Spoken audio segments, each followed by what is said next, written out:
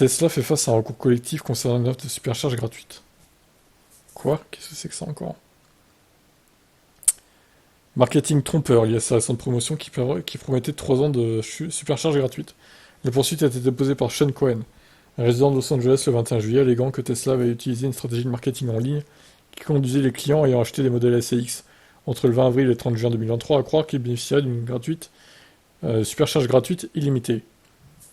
Le plaignant fait valoir que cette promesse a influencé sa décision d'acheter un modèle X dont il a pris livraison le 22 avril 2023, mais pour lequel il n'a pas reçu le superchargement gratuit.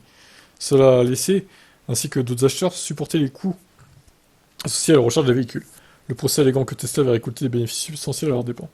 Cependant, il s'agit d'une affaire simple qui n'ira probablement pas très loin. Elle nous amène à demander pourquoi un cabinet d'avocats s'en chargerait.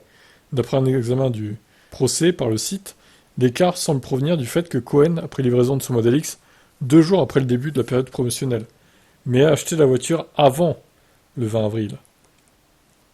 Oh là là, ouais, d'accord. Bah, il se fait baiser, là, hein, c'est fini. Hein.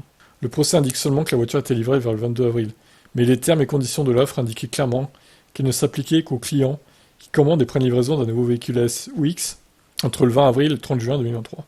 Ouais, bah non, mais ça sert à rien d'aller au tribunal, tu vas perdre de l'argent bêtement, là.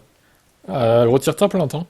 La plainte porte plusieurs accusations juridiques contre Tesla, notamment des violations de la loi californienne sur la concurrence déloyale, de la loi sur les recours juridiques en matière de consommation et de loi sur la fausse publicité. De plus, le procès fait valoir des allégations de fraude, d'enrichissement sans cause et de fausses déclarations par négligence en vertu de la common law. Rien que ça. Cohen cherche également à représenter une classe de consommateurs californiens qui ont acheté des véhicules S et X pour leur usage personnel depuis le 17 mai 2019. Le procès vise des dommages à intérêts, la restitution des gains présumés mal acquis et d'autres recours autorisés par la loi. Enfin, le mec, ça c'est typiquement les États-Unis, c'est vraiment, mais il sait qu'il a tort, hein. Il le sait en plus qu'il a tort, et il va jusqu'au procès quand même. C'est quand même typique des États-Unis, c'est dingue. Bon bah et il perdra les sous qu'il aura payé à ses avocats.